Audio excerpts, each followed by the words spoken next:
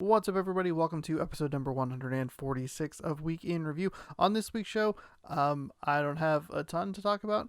I'll update you on a couple of games that I've been playing, and then I tried 2 hours of Dragon Quest 11. I'll tell you a little bit about that. Those are going to be like super early impressions. We'll also take a look at this week's new releases and the streams happening over on twitch.tv/ShaunasHorseRex. Not a ton of new stuff for me to talk about this week. The last couple of weeks I've been kind of chipping away at some other games that I've already started. A couple of weeks ago I played 2 more hours of Chicken Police, and when I originally reviewed Chicken Police, I thought that this would be a game that I would either complete or just kind of walk away from. It felt like the most like I could love it, but I could also just kind of lose interest and move past it. And unfortunately, it has slid into that latter category of just not really being all that interested or engaged with it. I think it has a really cool style and really cool aesthetic. I think it's interesting from like a gameplay perspective, and it speaks to me in the way of the LA noir aspect of like, well, this mystery and what's going on, and I like the idea of questioning people and trying to get more information and all that stuff. The last 2 hours that I played just completely lost interest with me, or lost my interest in it. It's just wordy and it drug on too long, and I just didn't feel like I was getting enough from the main plot line to push the story forward. I ended up finishing the first act. I can't remember exactly what they call it. I think there's 4 of them in the game. So I got through the end of the first one, and the next like act or chapter or whatever kicked in, and I just sat there and was like, I'm good. I don't really need to continue this. So Chicken Police, unfortunately, it'll be a game that I tried and I thought I was going to like more than I did, but I did end up walking away from it. And I've also been chipping away at YesterMorrow. I am through the 3rd island, so I am right on the cusp of finishing this one. I really like YesterMorrow. It is a game that knows how to push my buttons, though. There have been a couple of like interesting mechanics that they've put into the game. There's like a time freezing mechanic, and there was a very high intensity like timed platforming section that really like drove me nuts. This game knows exactly what to do to like push my buttons and make me want to slam a controller into the ground. I still enjoy the game. I'm still liking it. I like the background information you get. You learn about the island and the backstory of the world. I think that's all really cool. But I also do think that this game has more problems with it. If you are a game that is going to require very precise platforming, your game needs to be precise in how it responds to the platforming. Too many times when I was doing the sequence where it's a vertical sequence, it's a timed thing, you're being chased by this like black goop that if you drop into it, it kills you instantly. Too many times when I was doing the sequence, I felt like I was doing the right thing, but the game seems to fight you sometimes. Like there are these little like stop sign shaped things that you need to dash through to activate so that you can carry the wind with you and you can move on to the next portion of it. I kept like hitting the top, and sometimes I would go through and I was pretty sure that I dashed through, but it wouldn't activate correctly, and it just led to a lot of frustration. Climbing in that game is not fun. It's really frustrating. You have to push up on the stick to grab on, and it leads to a lot of times where I'm jamming the stick as hard up as possible, and it doesn't register that I'm doing that, or a jump misses, or one of the enemies gets you. And that was the part that I was actually getting the most frustrated with. Was there's an enemy that gets introduced later in the game, and when the enemy hits you, you lose grip with whatever you're working with, or you get hit in the air, and it just causes all these problems, and it was super frustrating. I must have done the climbing thing like 15 or 20 times, to the point where the game was like, okay, we're going to just take the enemies away. Like, you just do it. And even then, it was still like, God, this is a really close call, and it's hard to time and all this stuff. I probably wasn't doing it the best way possible, but I also was having some trouble with just the game itself and the way the mechanics were or were not working. But I'm still enjoying it. I still like the game. I think it's beautiful art style. I love petting all the pets. I love the backstory that we're getting. I'm having a good time with it, but boy, is that game push my buttons. I'm right on the cusp of beating it. Hopefully I can get that done sometime this week. I just have the one like final little island to take care of, and it should be all good to finish. Other than that, I haven't been playing a whole lot of new stuff. It's mostly been like watching the NCAA football stuff. It's been Mystery Bag Monday. It's been Bus Simulator, which I've talked about a bunch on this show. But I did play the Dragon Quest XI Echoes of an Elusive Age S Definitive Edition. It's a lot of words. It's really annoyingly worded. It's a game that's been ported a couple of times now. It originally was PS4, PC, maybe? PS4 for sure. And then it got ported to Switch with the S at the end of it, because it was Dragon Quest XI, Echoes of an Elusive Age, or whatever the subtitle was. Then it was S. Now it's being ported back to the PlayStation 4, and this time the Xbox One, and they put Definitive Edition on it. So every time they've ported it, this title gets longer and more ridiculous. For some reason, I've been craving a turn-based sort of JRPG game for a while, and Square Enix put out a demo that contains 10 hours of content of this game. And that's really cool. There's 3 cool things about this demo. 1, there's a demo for a game. That's awesome. Demos have definitely fallen by the wayside with all of the ways that you can access information about the game. You can watch people Twitch stream it. There's gameplay videos on YouTube. Like, you have access to information about most games, like, at your fingertips. It's not that big of a deal. You don't have to package in a PlayStation demo disc into a magazine to get your game in front of people. Number 2, there's 10 hours of content in this game, which is more than some games offer for however much you pay for them. That is incredible. Now, to be fair, 10 hours of a JRPG is much different than 10 hours of a Call of Duty campaign, because 10 hours is more than I would wager most Call of Duty campaigns are. But looking at howlongtobeat.com tells you that that's maybe 10 of the 50 to 120 hours that you could get out of this game. How Long to Beat breaks it down into categories. So I think the main one was like 54. The main storyline was like 54 hours. Main story and extras was another 30 on top of that. So it was like 80 something.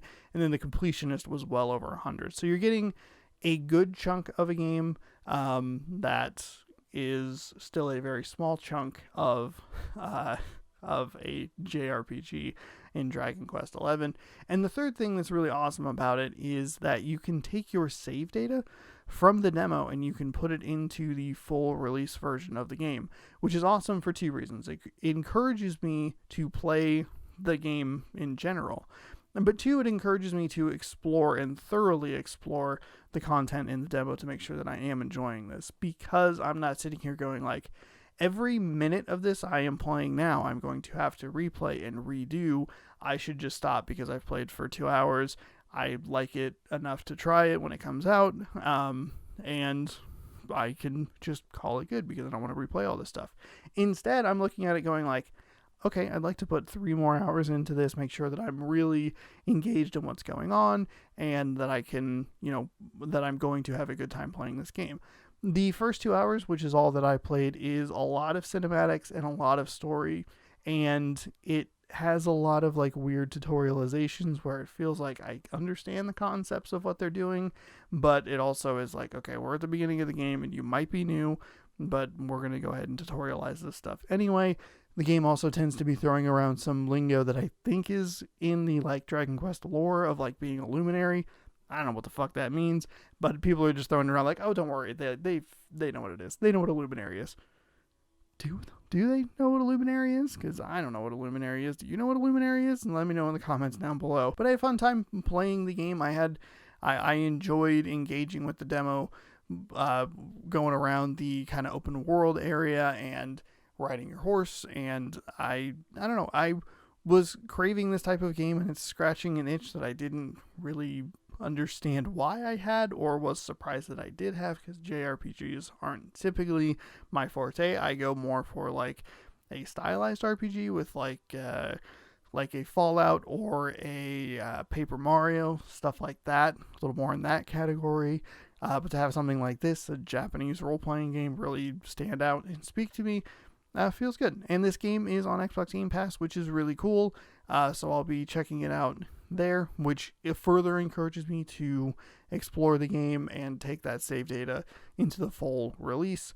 It's a really neat little thing that they put out for you to give a shot, or to give a shot. They put out for you so that you can give it a shot. There we go. And see if you want to download it from Xbox Game Pass. Hell, you don't even have to download the demo. You can just try it through Xbox Game Pass. And it's a pretty nifty little thing. Dragon Quest is a series that I have no history with whatsoever. I know what a slime is. That's about the extent of knowledge I have about Dragon Quest. But I did learn in Dragon Quest XI that they have an enemy called the Cruel Cumber, like cucumber, but Cruel. Cruel. Yeah, that's Cruel Cumber, and it's the best thing ever. So that's my favorite enemy. I love it. It's great. And I don't know. I checked out the demo. I was pleasantly surprised with how much I enjoyed it and how much I was engaged with it.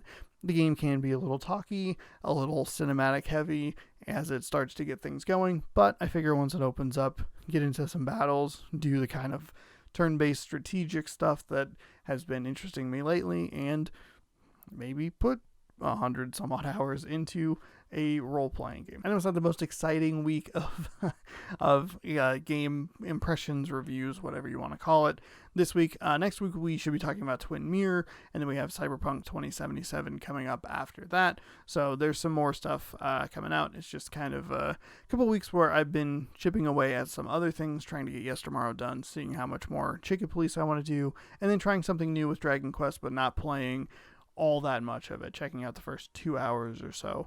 And it was a weird thing. I woke up on Thursday, Thanksgiving morning. I was like, there are like 7 things that I want to play, and then I got overwhelmed and didn't do anything. But having the stream definitely helps keep stuff fresh and give me opportunities to be like, okay, I'm gonna block out 2 hours to try X, Y, and Z and see how it goes, which is why we get stuff like Star Renegades on here and Dragon Quest XI. And I imagine that will be consistent going into next year of I found this game and I'm just gonna try it for 2 hours. So if you're into random weird games like that, check out my Twitch, twitch.tv/JonosaurusRex, and you can watch me play a bunch of weird random games and see how I feel about them when I post reviews on them right here on Weekend Review. Finally, on this week's show, we'll take a look at this week's new releases. On Blu-ray, it's a back catalog week of Blu-ray releases. There's a bunch of Eddie Murphy movies coming out from the 80s, Coming to America, Beverly Hills Cop, and a couple of smaller, or not smaller, but different ones that I didn't really recognize, but they were definitely early Eddie Murphy stuff that I just noticed was a lot of what was on Blu-ray. Some of it on Blu-ray, some of it on 4K. I know Beverly Hills Cop was on 4K, but Paramount has a line of Blu-rays they've been releasing. I can't remember what it's called specifically, but it's some of their smaller back catalog stuff from the 80s and 90s that they've been putting out just on Blu-ray, and there were a couple of those that were Eddie Murphy movies that are out. Sony is releasing a bunch of 4K Blu-rays with some weird PS5 Essentials branding on them. From what I can tell, most of the movies were already released on 4K. Spider-Man Into the Spider-Verse, Baby Driver, Bad Boys for Life, those are already on 4K. But what caught my attention was The Fifth Element, which I don't know if that one's been on 4K just yet. And that movie is also infamous for nearly killing Blu-ray in the first place. So that's a fun full circle. It's just from what I can tell, it's just a slipcover over the top of it. It just has a little bit of PS5 branding on it, trying to get people aware of physical 4K, because I believe that has a 4K disc drive. Well, why wouldn't it have a disc drive? The PS5 has a 4K disc drive, because then they wouldn't put these out. I thought it through. I figured it out. We're good. So those are out. If you already have them, there's probably no reason to go get them. But if something like Hellboy 2 or Fifth Element haven't been out on 4K, or maybe you just missed them, maybe this is a good time to go pick them up. And then all 6 of the Lord of the Rings movies are out on Blu-ray or 4K Blu-ray. That includes the 3 Hobbit films and the 3 Lord of the Rings movies. They're definitely not for me. I don't know why people look at me and go, that guy likes Lord of the Rings, but I figured I would mention it. I'm sure that'll be a very, very popular holiday gift, because a lot of people do love Lord of the Rings. I just don't. I like Toy Story. It is a surprisingly busy week on the game side for the first week of December, and this is normally where things are the quietest. It seems like a lot of game studios like to get their stuff out before Black Friday, whereas movie studios typically go for more of the Christmas Day holiday sort of release, Academy Awards push. But yeah, I was surprised at how many games there were out that were interesting this week. The first one is Empire of Sin. This is a like 1930s era gangster strategy game. I don't know why. I think it has a really cool aesthetic, and I would like to try it out. I don't know when I'll get to it. I don't know if I'll get to it, but maybe if that one's on sale, I'll pick it up and do like a little one-off stream or something like that. Next up is, I believe it's a psychological thriller. I did not write good notes for this one. The next one is Twin Mirror, which I think is a psychological thriller, but all I wrote was, don't nod game, comma, all I need to know. And to be fair, that's totally, that's an honest answer. I like what Don't Nod has to offer, even if I have problems with some of it. Not the biggest fan of Life is Strange 2. I think their previous game, or their most recent game, that I'm totally blanking on, Tell Me Why, that one was really good. The first Life is Strange is a little wonky. It has some weird dialogue, and it isn't the greatest game in the world, but I do like what they strive to achieve. And I think Twin Mirror looks really cool, and I'm very excited to try that out. That'll be most of the streams this week over on Twitch. Then we have two games that were featured in the Xbox Game Demo Fest. The first is Haven. This is an RPG adventure about love, rebellion, and freedom. I liked what it had to offer. I'm curious about trying it out, and I thought that I read somewhere that this was on Game Pass, but when I looked at the Xbox Wire post, it didn't say Game Pass on it, so maybe I misread information. But keep an eye out on Xbox Game Pass. This game might be there. If it's not, I apologize. And then the other one of those games from the Game Demo Fest is Pogs, Phogs. It is a puzzle-filled adventure game. Think something like Snake Pass, but with a creature that looks like Cat Dog, with, instead of one cat and one dog, it's just two dogs. Adorable, colorful, awesome game that I enjoyed from the Demo Fest, and this one's definitely the one that I would like to get to sometime soon, because I thought it was really cute and fun. Next up, we have Dragon Quest XI Echoes of an Elusive Age S Definitive Edition. There's a lot of words in it, but it comes out this week and is available with Xbox Game Pass. This is a JRPG. Dragon Quest has been around for a very long time. You know what you're getting into with this one. There's a free demo available, like I talked about a little bit ago, so you can try it out for 10 hours or so if you'd like, and you can take the demo save data into the full version. That's out, again, through Game Pass, so that's pretty cool. And then last but not least, John Wick Hex. This is a action-oriented kind of strategy game. I don't know, people seem to like it. I haven't seen John Wick, surprisingly. But this one was something that I knew that people had been excited about or have played already, and I just wanted to make people aware that it was out on Xbox this week. As for this week's streams, I did mention that we're going to be playing a bunch of Twin Mirror, but that's not all. Thursday, we're going to finish up the first season of What If Boise State joined the Pac-12. Be doing 3 episodes of that. Going to be doing the Pac-12 championship between USC and Oregon. Then we'll be doing the bowl game, whichever bowl game Boise State gets selected to. I don't know what it is at this point. And then we'll be doing a middle episode between the end of season 1 and the beginning of season 2. Do like a little bit of recap and looking forward to the next season of Boise State. And then that series should return sometime in February 2021. I might tweak my schedule to incorporate that a little bit better. After that, though, we'll be playing Twin Mirror. I'm imagining we'll probably put about 3 hours or so into it on Thursday. And then Friday, I'm hoping to finish the whole game. I don't know how long Twin Mirror is going to be, but judging on how long the previous Don't Nod games have been, I don't expect it to be more than 10 hours. So I should be able to get it done.